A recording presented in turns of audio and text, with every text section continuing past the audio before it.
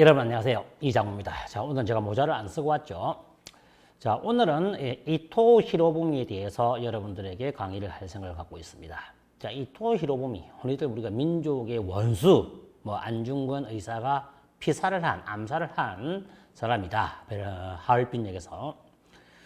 그런데 사실 안중근 의사가 재판을 받을 때 왜 이토 히로부미를 암살을 했는가라고 했을 때 그분 말씀에 의하면 이토 히로부미를 시위해서 죽인 것이 아니고 전체적으로 일본에 대해서 일본이 한국을 강제로 이제 강점을 했기 때문에 거기에 대한 반항으로서 상징적인 인물인 이토 히로부미를 죽였다라고 이제 피고석에서 말을 했죠.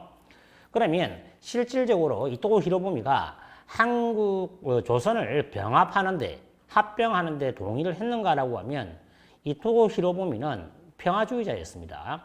그래서 조선과 합병하는 것을 굉장히 반대를 했습니다. 혹자는 우리가 이토 히로부미가 정한론자다라고 얘기하는데 그렇지 않습니다. 정한론자가 아니고 조선을 합병하는 것을 많은 반대를 했죠. 나중에 이제 거기에 대해서 제가 한 번 더 2편에서 말씀을 드리겠지만 일단 이토 히로부미에 대해서 그렇게 말씀드릴 수가 있겠고, 이토 히로부미는 초시원, 지금은 야마구치현에 있는 시모노세키, 야마구치현에 있는 히카리시, 빛광자 써서 히카리시의 출신입니다. 이 히카리시에서 태어났는데, 여러분들이 일본 여행을 좋아하시는 분 같은 경우에는 시모노세키의 하기라는 지역에 가보면 이토 히로부미의 동상이라든가 저택, 그 다음에 저택 이런 집을 볼 수가 있기 때문에 이토 히로부미가 하기 출신이 아닌가라고 착각을 할 수가 있지만 하기 출신이 아니고 야마구치현의 히카리시의 출신입니다. 이 히카리시는 야마구치현의 하기에서 자동차로 1시간 반 정도 떨어진 거리가 되기 때문에 상당히 밑에 있습니다. 그래서 사람들이 잘 몰라요. 그래서 우리가 이제 이토 히로부미의 생가가 하기시에 있는 집이 이토 히로부미의 집이 아닌가라고 생각하는데 거기는 생가가 아니고 옛날에 살았던 집이 되겠습니다. 거기에 대해서는 제가 나중에 설명하도록 하겠습니다. 자, 일단 이토 히로부미는 일본에서 입지전적인 인물로 굉장히 유명한 사람이 되겠습니다.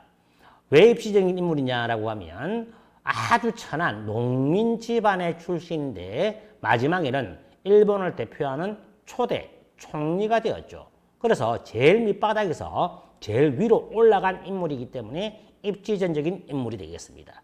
그리고 지금은 아니지만 예전에는 일본의 1000엔짜리 지폐에 나오는 인물이었습니다.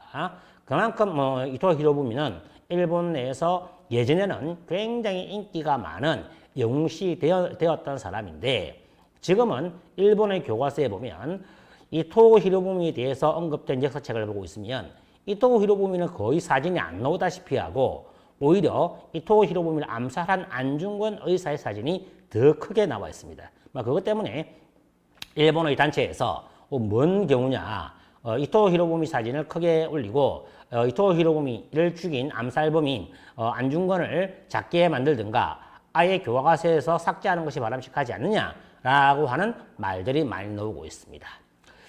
자, 이토 히로부미는 농민 출신이라고 했죠. 그런데 이토 히로부미는 메이지 유신의 1세대가 아닙니다. 메이지 유신의 1세대라고 하면 여러분들에게 제가 여러 번 말씀드렸듯이 메이지 유신의 3걸이 있습니다. 3걸. 3대 영웅이라고 하죠. 제가 여러 번 말씀드렸습니다. 이제 아실만 할 건데 예빈우, 일로 와봐. 인사해. 안녕하세요. 지금 이가 빠져 있습니다. 메이지 유신의 3대 영웅 이야기 해봐. 처음에.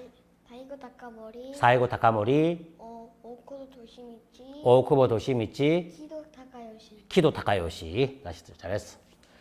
이렇게 메이지 유신의 3대 영웅이라고 하면 사이고 타카모리, 키도 타카요시, 오쿠보 도시미치 여러 번 설명해 드렸습니다. 이 세 명이 메이지 유신의 1세대가 되겠습니다. 물론 이 세 사람은 메이지 유신이 일어나고 나서 얼마 되지 않아 세 명 다 암살, 전쟁에서 죽고 그 다음에 병사 이렇게 하게 되었습니다.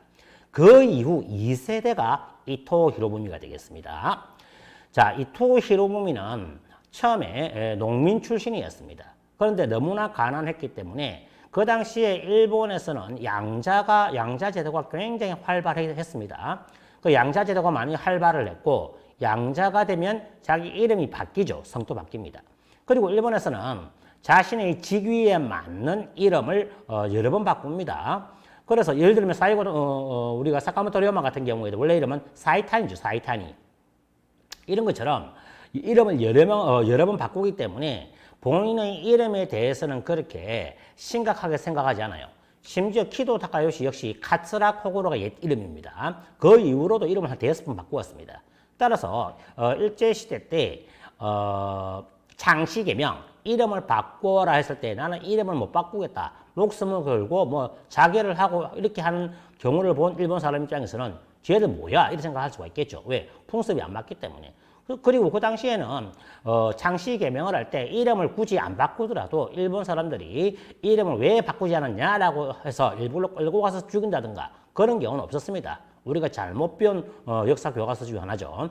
당시 이름을 바꿨던 사람들 대부분이 장사를 한다든가 사업을 하는 사람들이 이름을 바꾸었죠. 왜? 이름을 바꿔야만 어느 정도 일본 사람들과 소통하기도 편하고 일본 사람이 한국 사람의 이름을 부르는 것보다 내가 일본 이름을 갖고 있을 때는 소통이라든가 이런 게 훨씬 빠를 수가 있기 때문에 편할 수가 있기 때문에 창씨 개명을 했다라는 것이 되겠습니다. 이름을 바꿨다라고 해서 안 바꿨다라고 해서 뭐 끌고 와서 사용을 시킨다든가 왜 이름을 안 바꾸느냐 고문을 한다든가 이건 다 뻥이 되겠습니다.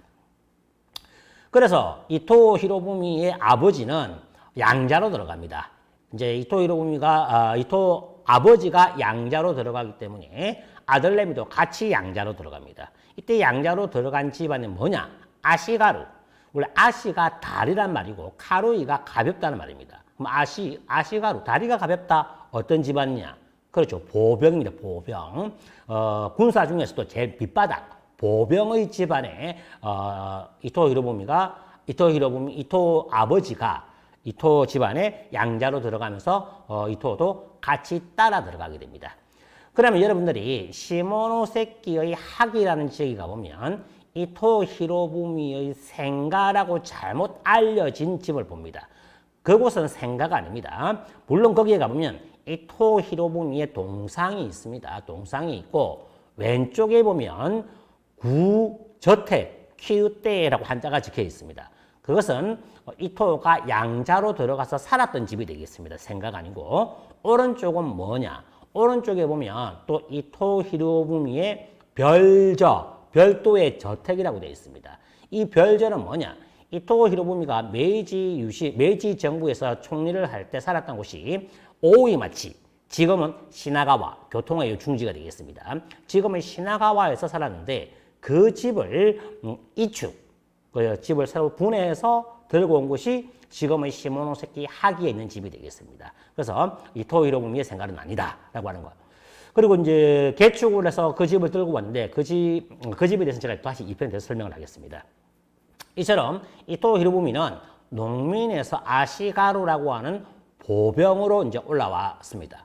그래서 그 당시에는 에도막부에서 여러 군데 이제 경비 각 번에 있는 사람들을 파견을 시켜서 해안 경비를 많이 맡겼습니다. 이때 이토 히로부미도 역시 아시가루의 신분이었기 때문에 시나가와 쪽에 가서 해안 경비를 맡게 됩니다. 그때 이토 히로부미는 자신의 평생의 은인이라고 할 수 있는 쿠로하라라는 사람을 만나요. 쿠로하라가 뭐라고 했냐면 너는 너 고향에 있는 즉 야마구치 현에 있는 학이라는 지역에 오면 요시다 쇼인이라는 사람이 있다. 우리가 이토 히로부미가 끝나고 나면 그 다음 편에서는 여러분들에게 요시다 쇼인에 관련된 강의를 하도록 하겠습니다. 요시다 쇼인이라는 사람이 굉장히 뛰어난 사람이 그 학이라는 지역에서 쇼가 손주쿠라고 하는 사설 학교를 운영하고 있으니 거기에서 공부를 해라라고 적극 추천을 합니다. 그때 이토 히로부미는 왜 그래 추천을 받느냐라고 하면 쿠로하라가 이토 히로부미랑 같이 근무를 하다 보니까 굉장히 이토 히로부미가 똑똑해요. 똑똑하기 때문에 이런 애를 그냥 내버려 이렇게 경비를 시키는 것보다는 오히려 공부를 시켜서 나중에 일본을 위해서 일하는 인물로 만드는 것이 좋지 않겠는가라고 생각했던 것이 되겠습니다. 물론 나중에 고루하라는 어떤 사건에 의해서 사건에 휘말려 죽게 되지만 이처럼 농민에서 초대 총리까지 올라가는 과정을 봤을 때 내가 어떠한 사람을 만나는가에 따라서 나의 운명이 바뀌기도 합니다. 물론 내가 아무리 좋은 사람을 만난다라고 하더라도 내가 그만큼 실력이라든가 만반의 준비가 되어 있지 않으면 안 된다라는 것이 되겠습니다.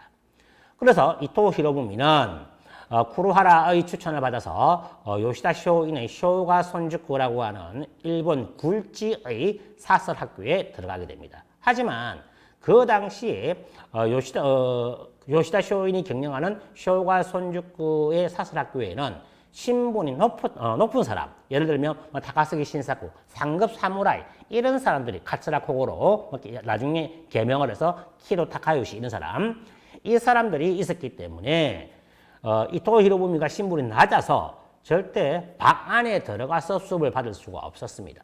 하지만 그래서 교육을 받을 때 문 밖에서 교육을 받았죠. 강의를 들었죠. 그런데 이토 히로부미가 워낙 뛰어났기 때문에 요시다 쇼인이 봤을 때 이토 저 녀석 상당히 똑똑한데 라고 하면서 물론 강의를 할 때 방 안에 들일 수는 없었지만 바깥에 강의가 끝나고 나서 요시다 쇼인이 이토 히로부미에게 별도로 많은 내용을 가르쳐주고 그 외에 이토 히로부미가 궁금한 점에 대해서도 여러 가지 알려주곤 했습니다.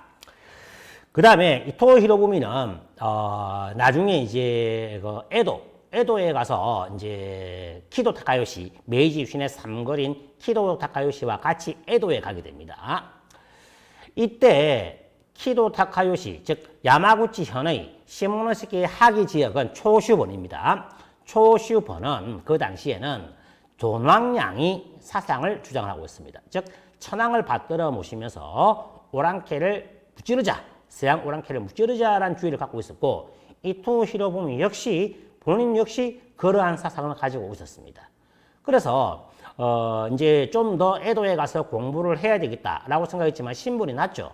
하지만 키도 타카요시가 이토 히로부미를 예쁘게 여겨갖고 같이 데리고 갑니다.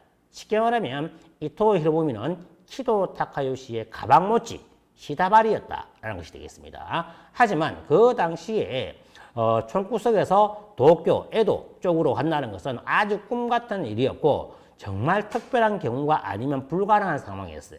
하지만 이토 히로부미가 워낙 똑똑했기 때문에 키도 타카요시가 이토 히로부미를 데리고 에도에 가서 여러 가지 문물을 배우게 만들게 됩니다. 제가 오늘 여러분들에게 이토 히로부미에 대해서 설명하는 것은 전체적인 개념이 되겠습니다. 하나하나 상세하게 들어가진 않고. 그리고 나서 에도에 가서 이제 공부를 하다가 1863년이라고 하면 메이지 유신이 일어나기 5년 전이 되겠습니다. 22세 때에 22살 나이에 영국으로 유학을 가게 됩니다. 그 당시 뭐 영국 유학이라고 하더라도 일본 가보면 여러분들이 에키마에리유학고라고 해서 역업 유학이라고 해서 해당 지역에 유학하기 전에 어느 정도의 어학연수 국내에서 일본 내에서 어학연수를 마치고 그 나라에 가서 적응을 하는데 그 당시에는 제대로 된 사전조차 변변이 없었습니다.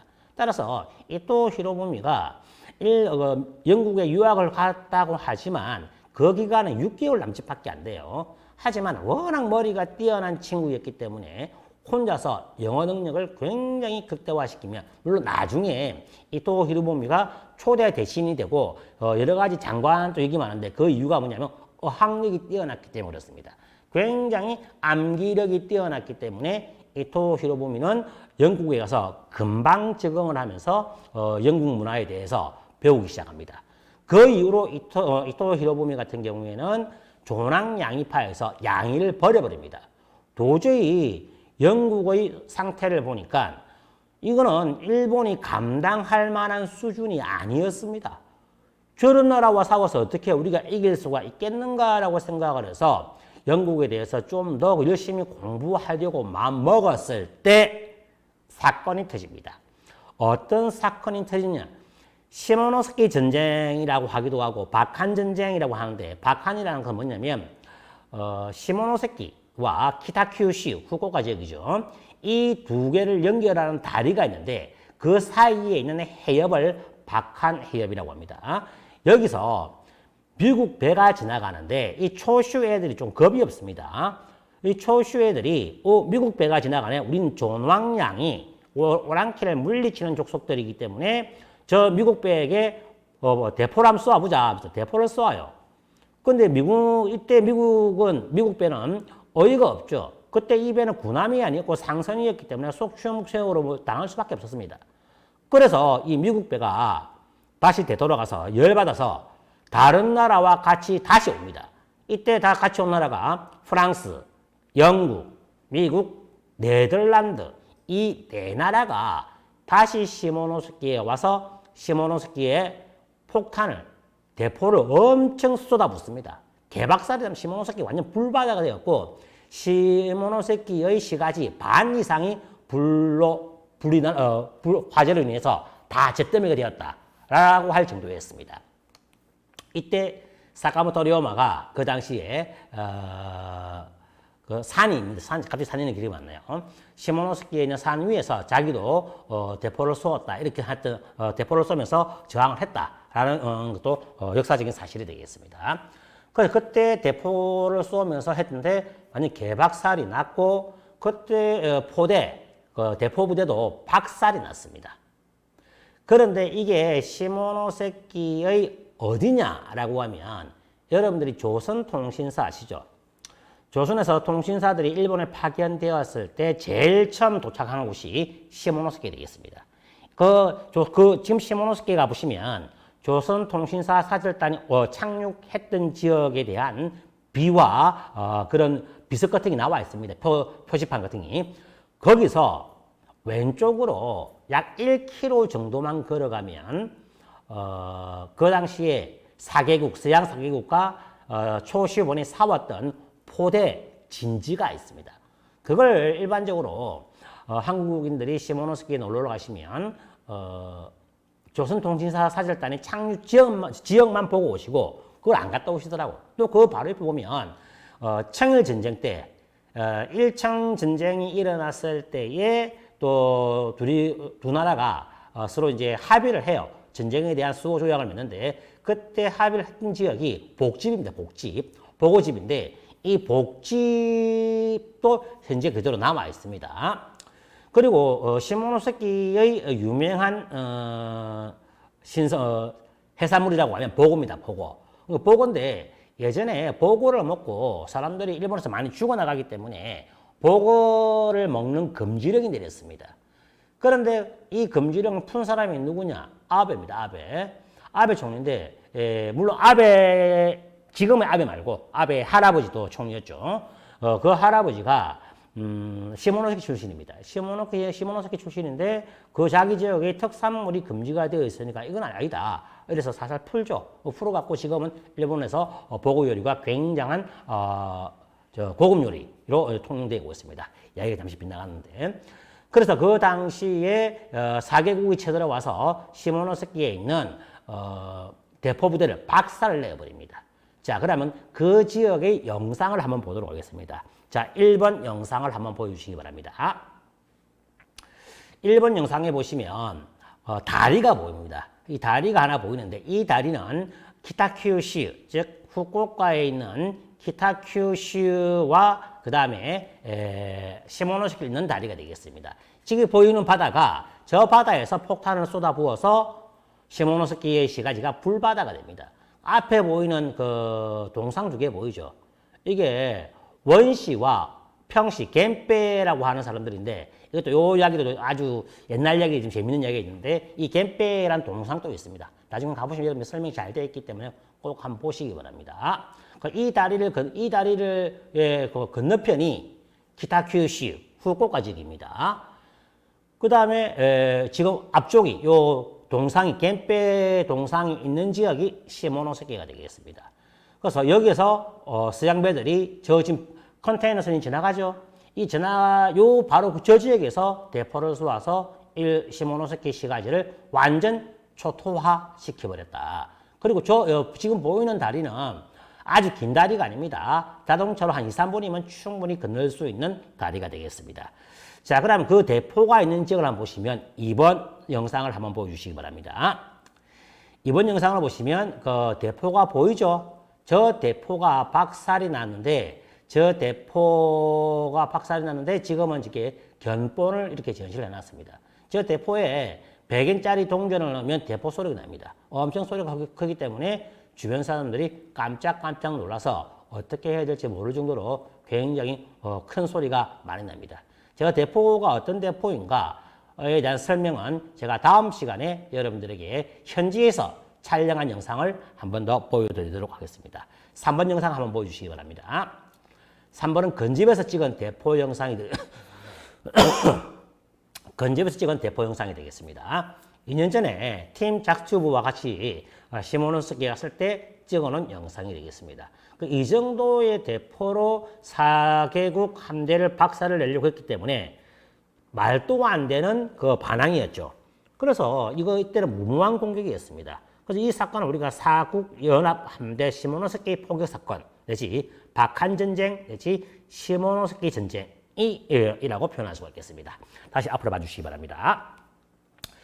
자, 이 전쟁이 일어났다는 이야기를 듣고 영국에 있던 이토 히로부미는 급거 귀국을 하게 됩니다. 자, 왜 그러냐면 절대 서양 오랑캐들을 이길 수가 없는데 시모노세키 애들이 우리 고향 애들이 너무 무모한 짓을 했다. 그래서 바로 귀국을 해서 제발 서양 오랑캐들을 지금 건드리지 마라. 지금 건들면 우리가 초죽음, 개박살이 나고 초토화가 되기 때문에 절대 건드리지 마라라고 설득하기 위해서 오게 됩니다.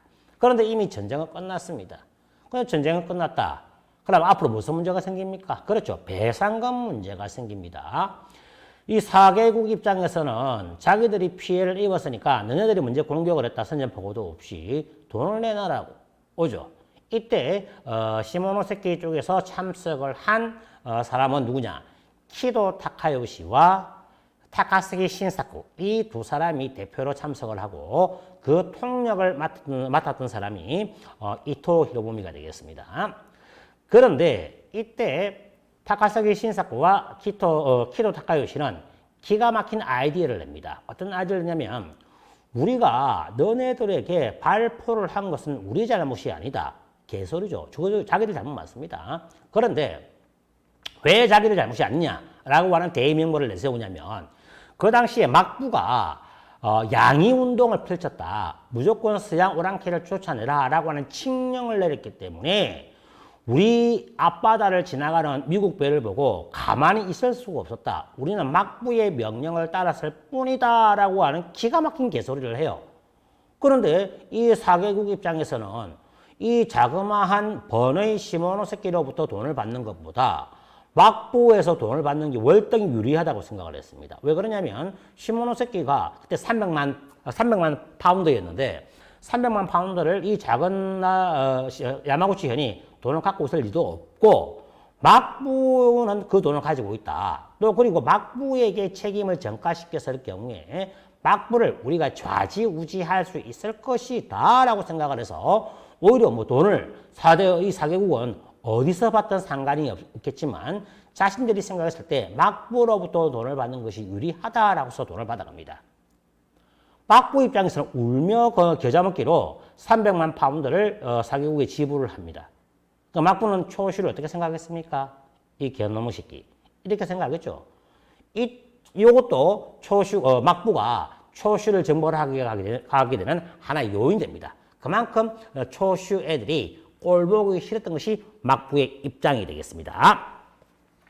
그 다음에 이토 히로부미는 또 30세 때에 이와쿠라 사절단의 부단장으로서 다시 갑니다. 이와쿠라 사절단의 부단장으로서 유럽과 미국을 사찰을 하죠. 뭐 사찰이라고 했지만은 일본 내에서도 정확하게 평가를 하고 있지만 이와쿠라 사절단은 아주 실패한 사절단이다. 그냥 뭐 유람 정도가 아니었겠는가. 거의 일본의 1년 예산의 반 정도를 사용했지만 그 돈을 사용할 만큼의 성과는 없었다. 라고 하는 거 제가 키도 타카요시 편에서 이와쿠라 사절단에 대한 설명을 충분히 해드렸습니다. 그럴 때 이토 히로부미는 독일에 가서 그 당시 이제 프로이센이 되겠죠. 이 프로이센에 가서 독일의 헌법의 우수성에 대해서 여러 가지 공부를 하게 됩니다. 나중에 이토 히로부미가 자기가 웬만한 위치에 올라와 있음에도 불구하고 스스로 독일에 한 번 더 갑니다. 왜 가냐면 독일 헌법을 배우기 위해서. 그때 베를린 대학에 들어가서 모 교수를 만났는데 그 모 교수가 그 당시에는 세계적인 헌법학자였습니다. 그래서 이토 히로부미에게 말을 해요. 이토 히로부미가 질문을 해요. 당신이 세계적인 헌법학자라고 하는데 나에게 헌법을 가르쳐 줄 수 있느냐라고 물어봐요. 그런데 이 베를린 대학 교수가 하는 이야기가 너가 말하는 나는 정말 세계에서 유명한 헌법학자라 맞다. 하지만 나는 너에게 헌법을 가르쳐 줄 수가 없다라고 얘기합니다. 이게 무슨 말이냐? 그리고 하는 말이 나는 독일 사람이기 때문에 프로이센 사람이기 때문에 프로이센에 맞는 헌법을 만들고 이 지역과 이 국민들 그다음에 이 나라의 풍습에 관련된 법을 만들 뿐이지 당신은 일본에서 왔기 때문에 나는 일본의 나라의 풍습도 모르고 전통도 모르고 일본의 국민성에 대해서 전혀 모른다. 따라서 너에게 법을 가르쳐 줄 수 없다라고 얘기를 합니다. 이때 이토 히로부미는 상당히 깨달음을 얻습니다. 이 깨달음을 얻고 나서 일본에 가서 헌법을 만드는 일본 헌법의 군국주의 헌법의 제국주의 헌법을 만든 사람이 이토 히로부미가 되겠습니다. 이때 이토 히로부미는 법을 만들 때 어떻게 만들었냐? 국민을 위해서, 국가를 위해서, 그 다음에 일본을 위해서 법을 만들었습니다. 지금 우리나라 어떻습니까? 국회의원들이 자신들이 다음번에 국회의원이 되기 위해서 법을 만들죠. 우리 임대차 보호법 3법 이번에 통과되지 않았습니까? 말도 안 되는 법이죠. 근데 일반 대중들은 그거 잘 모릅니다. 저렇게 법이 통과되었는데 그 법이 통과되면 전부 다 임차인들이 살만 났다라고 생각하는데 그 순간적인 그 사탕 발림이죠. 그 법을 자세히 알아보면 여러분들은 기가 막힐 노릇입니다, 이게. 즉, 국회의원이라 볼 수가 없습니다. 저쪽 좌파 쪽인데 그쪽 사람들이 법을 만들 때는 절대 국민을 원하지 않습니다. 왜? 그 사람들을 지지하는 사람들이 일반적인 죄송합니다. 서민층 밑에 쪽 사람들이죠. 이 사람들이 잘 살고 똑똑해지는 걸 싫어합니다. 잘 살고 똑똑해지면 자기들이 얼마나 엉터리인가를 알 수가 있죠. 그렇기 때문에 개분개, 개, 붕어 이런 식으로 너네들이 그렇게 살아야 된다. 너네들은 개돼지로 살아야만 끝까지 우리를 지지할 것이다. 라고 해서 서민들이 잘 사는 꼴라지를 볼 수가 없습니다. 예를 들자면 너무 길게 나가는 것 같습니다. 이처럼 이토 히로부미가 법을 만들 때는 국가와 일본과 국민을 위해서 법을 만들었다. 그 당시에 150년 전에도 이렇게 국민을 위하고 국가를 위하고 100몇십 년 전에도 그런 법을 만든 사람이 이토 히로부미였는데 우리나라의 국회의원들을 보고 있으면 정말 한심한 꼬라지다라는 것을 알 수가 있습니다. 잠시 광고를 보고 여러분과 만나뵙도록 하겠습니다.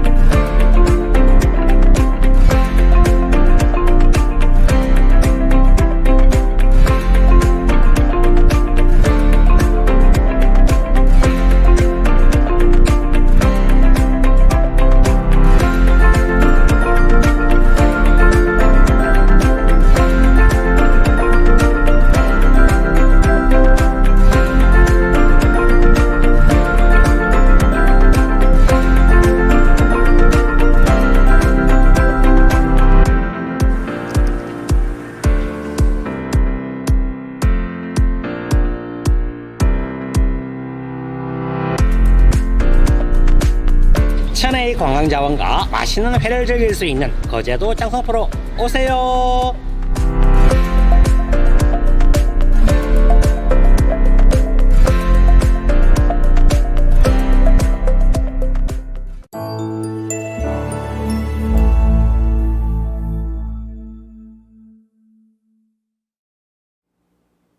광고를 보셨습니다. 자, 이토 히로부미는 44세 때의 초대 총리가 됩니다. 이토 히로부미는 4번의 총리를 해요. 1대, 3대, 7대, 10대 총리를 합니다. 초대 총리를 했을 때는 그 별다른 성과가 없었지만 나중에 총리를 할 때 여러 가지 성과를 냅니다. 근데 거기에 대해서 제가 두 번째 시간에서 설명해 드리도록 하겠습니다. 44세 때에 이토 히로부미가 총리가 되고 나서 일본 헌법의 초안을 만드는데 몰두를 하게 됩니다. 물론 그 전에 이토 히로부미는 약 6년간에 걸쳐서 일본 제국주의 헌법을 만들었는데 정확하게 다듬기 위해서 요코스카, 일본의 지금 해상자위대가 있는 사카모토 료마의 아내 오료가 죽었던 곳, 말년을 보냈던 곳 요코스카의 나츠시마라는 곳이 있습니다. 오료의 자료관에서 별 먼 것은 아니에요. 이 나츠시마라는 곳에서 약 3개월 동안 헌법 초안을 만드는데 몰두를 합니다. 그리고 또 그것을 다듬는데 그 다듬는 곳이 스이미츠인이라는 곳이 있는데 이 스이미츠인은 뭐 하는 곳이냐라고 하면 천황의 자문기관입니다. 천황의 자문기관인데 여기서 또 예쁘게 다듬고 헌법을 만들어내요. 물론 이때 이토 히로부미가 만들어내었지만 그 헌법에 대해서 메이지 천황도 참석을 해서 이것은 좋다, 저것은 나쁘다라고 해서 같이 의논을 하고 라고 해서 예쁘게 헌법을 다듬어냅니다.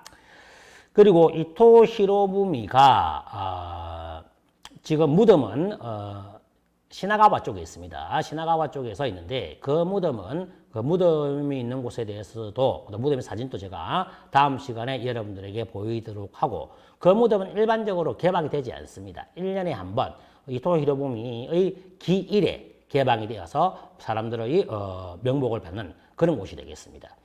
이때 이토 히로부미가 제가 아까 말씀드렸다시피 시나가와 옛날에는 오우이마치 시나가와에서 살았는데 그때의 저택을 분해를 해서 지금의 시모노세키 하기라는 지역에 가지고 와 있습니다. 자, 그러면 4번 영상을 한번 보시기 바랍니다. 자, 4번 영상을 보면 이거 하얼빈이라고 적혀 있고 이토 히로부미가 죽었을 당시의 영상도 나와 있고 사진도 같이 나와 있습니다. 자, 여러분들이 시모노스키의 하기라는 지역에 가보시면 이토 히로부미의 구저택과 별저택이 있는 곳을 갈 수가 있겠습니다. 요시다 쇼인의 쇼가 손주구에서 걸어서 약 10분 거리에 있는데 여기 가보시면 겉모습만 보고 그냥 돌아가는 경우가 많아요. 하지만 겉모습만 보고 돌아가시지 마시고 지금 말씀드리는 이게 별저에 들어가 보시기 바랍니다. 입장료가 100엔밖에 안 합니다. 그리고 뭐 설명은 그쪽에 창조하고 계시는 할아버지가 일본어로 설명해 주시기 때문에 잘 이해가 안 될 수가 있겠지만 저기에 들어가 보시면 이토 히로부미의 사진, 앨범이 있어요. 앨범. 앨범이 진본입니다. 지금은 안 보여주는데 이 진본이 있어갖고 이 진본을 또 제가 사진으로 다 찍어 왔습니다. 그래서 이토 히로부미의 젊었을 때의 모습이라든가 다양한 사진을 볼 수가 있습니다. 꼭 한번 가셔서 보시기 바라고 이 건물은 이토 히로부미가 도쿄 시나가와에 있을 때에 전체 그 집 그대로 복원한 것이 아니고 일부분만 들고 온 것이 되겠습니다. 그리고 시모노스키에서 유명한 스기나무, 그러니까 삼나무죠. 삼나무로서 별도로 또 예쁘게 지어놓은 가면 설명을 충분히 들을 수가 있을 것입니다. 자, 그다음 5번 영상 보여주시기 바랍니다. 5번 영상을 보시면 역시 이토 히로부미의 별저택이 되겠습니다. 요거는 아까는 제가 이제 왼쪽에서 오른쪽으로 돌린 장면이 되겠지만 이것은 오른쪽에서 왼쪽으로 돌린 장면이 되겠습니다. 보시면 지금 보이는 게 하얼빈역에서 암살 사건과 관련된 사진이 되겠습니다. 저는 생생한 사진까지 다 보실 수가 있기 때문에 꼭 기회가 되신다면 한번 가보시기 바랍니다. 그리고 여기 가보시면 이토의 별저 구저택뿐만 아니라 이토 히로부미의 동상도 나와 있습니다. 6번 영상을 보시기 바랍니다. 6번 영상에 보시면 이 동상이 나와 있죠. 동상이 나와 있는데 이 동상을 바라보면서 오른쪽에 구저택, 그 오른쪽에 시나가와에서 살았던 별저택이 나와 있습니다. 보이시죠? 오른쪽에 지금 그림 다 보입니다. 이게 이토 히로부미의 동상이 되겠습니다. 그리고 이토 히로부미의 자료관, 박물관은 아니에요. 자료관이라고 해서 하기란 지역에서 자동차로 1시간 반 거리에 있는데 거기에 가보시면 이토 히로부미의 생가도 같이 볼 수가 있겠습니다. 제가 자료관까지는 갔다 왔는데 생가가 있다고 생각하지도 못하고 거기까지 가서 생가는 찍어오지 못했습니다. 다음에 얘가 이게 우한폐렴이 풀렸을 때 꼭 한 번 더 가서 여러분들에게 영상을 보여드리도록 하겠습니다. 그 다음에 다시 앞으로 와주시면 하기 지역에 가보면 굉장히 그게 많습니다. 하기 지역에 가보면 하기지 지역 출신들의 요시다 쇼인, 카츠라 코고로, 뭐 이토 히로부미, 이노우에, 가오루 유명한 사람이 굉장히 많아요. 그래서 웬만한 곳에 가보면 이 사람들의 동상들이 다 있습니다. 그런데 2년 전에 우리가 팀 작당들과 같이 갔을 때에 밥을 먹으려고 이제 하기란 지역을 다 구경을 하고 돌아오는 길에 밥을 먹으려고 휴게소에 갔는데 그 휴게소에서도 우리가 또 득템을 했습니다. 세 명의 유명한 동상이 있었습니다. 7번 영상을 한번 보여주시기 바랍니다. 7번 영상을 보시면 카츠라 코고로와 이토 히로부미, 그 다음에 타카스기 신사쿠 세 명의 동상을 동시에 있는 동상을 휴게소 앞에서 발견을 했습니다. 완전 득템을 한 것이 되겠죠. 지금 제가 모니터 화면과 조금 멀리 있기 때문에 이 세 명이 누가 누구인지 보입니다. 제일 왼쪽에 있는 사람이 이토 히로부미, 가운데에 있는 사람이 키도 타카요시, 제일 오른쪽에 있는 사람이 타카스기 신사쿠가 되겠습니다. 키도 타카요시에 대해서는 충분히 설명해 드렸고, 이토 히로부미에 대해서 이제 1편, 2편 나누어서 제가 설명해 드릴 거고, 그 다음 끝나고 나면 요시다 쇼인, 요시다 쇼인이 끝나고 나면 타카스기 신사쿠 편에 대해서 또 타카스기 신사쿠가 또 불세출의 영웅이 되겠습니다. 이 사람의 인생을 보면 아주 파란만장하고 재밌는 내용이 많습니다. 자, 그리고 이제 마무리를 짓겠습니다. 이토 히로부미는 1904년부터 3년, 1906년까지 3년 동안에 초대 한국 통감을 합니다. 초대 한국 통감을 하는데 조선 통감이 되겠죠. 이토 히로부미는 조선과 일본의 병합을 굉장히 반대를 했기 때문에 여기에 대해서 러시아와 극동 문제 협의를 하기 위해서 러시아를 가게 됩니다. 이때 만주에 내려서 연설을 하게 되는데, 그래서 1904년부터 1906년 이 3년 동안의 조선 통감을 마치고 그 이후에 그 통감 시절에 암살된 것이 아닙니다. 통감 시절에 암살된 것이 아니고 그 이후에 러시아와 극동 문제를 협의하기 위해서 러시아로 향하는 도중에 만주에 내리게 됩니다. 하얼빈에. 하얼빈에 내렸을 때에 아무런 조선 통감도 아닌 직책도 없는 이토 히로부미를 안중근 의사가 암살을 하게 되죠. 이때 나이가 68세가 되겠습니다. 그래서 1904년부터 1906년까지 조선 통감을 했지만 암살을 당한 것은 1908년 그 이후 2년 뒤 10월 26일 날 암살을 당하게 됩니다. 그래서 일본 입장에서 봤을 때 이토 히로부미가 왜 죽었지? 이토 히로부미를 왜 죽였지? 라고 어민스럽게 생각하겠죠. 근데 우리는 뭐 민족의 원흉, 민족의 원수를 죽였다라고 하는데 그때 당시에 이토 히로부미가 전쟁주의자도 아니고 완전한 평화주의자면서 조선과 일본의 병합을 반대를 했는데 안중근 의사가 죽여버렸다. 조금 납득이 안 되겠습니다. 만약에 살아있었다면 제 생각입니다. 조선은 병합이 안 되었고 그 당시에 이토 히로부미가 막강한 실력자였기 때문에 이 사람이 살아있었다면 오히려 조선은 일제의 식민지가 안 되었다라고까지 저는 생각을 합니다. 괜히 엄한 사람을 죽여갖고 우리가 이제 일제 강점기, 뭐 조선시대, 뭐 식민지 이런 시잘데기 없는 소리를 하고 앉았는데 이것은 조금 문제가 많다고 생각이 됩니다. 자, 다음 2편에 대해서는 제가 전체적으로 1편에서는 이토 히로부미에 대해서 전체적인 내용을 설명해 드렸습니다. 다음 편에서는 이토 히로부미와 관련해서 조금 더 상세히 이토 히로부미에 대해서 여러분들께 설명하도록 하겠습니다. 자, 다음 시간에 뵙도록 하겠습니다.